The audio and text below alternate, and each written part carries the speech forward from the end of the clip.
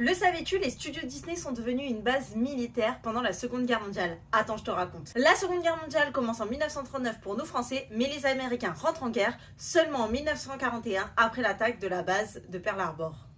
Walt Disney raconte que juste quelques heures après l'attaque de la base, il reçoit un appel et en fait, c'est quelqu'un qui se trouve au studio et qui lui dit ok, il y a l'armée qui est là, ils emménagent chez nous et en fait, on peut rien faire. 500 militaires se sont installés dans les studios Disney, 14 camions se sont mis sur un plateau et en fait c'était une zone où on s'occupait de la défense anti-aérienne de la Californie, notamment parce qu'en fait il y avait plein d'usines qui construisaient des avions pas très loin et donc ça en faisait une zone très prisée et qui était très importante pour l'armée américaine qui venait de rentrer en guerre. Dans les studios il y avait carrément un viseur de bombardement Norden, bon vous savez sûrement pas ce que c'est, moi non plus je savais pas, j'ai dû chercher.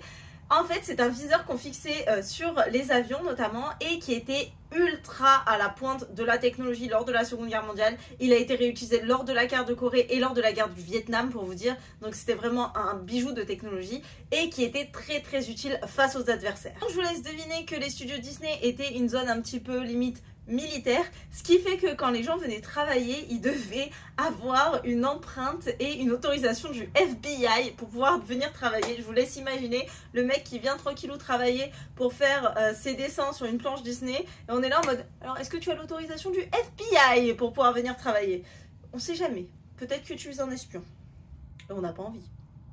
Alors est-ce que tu savais tout ça?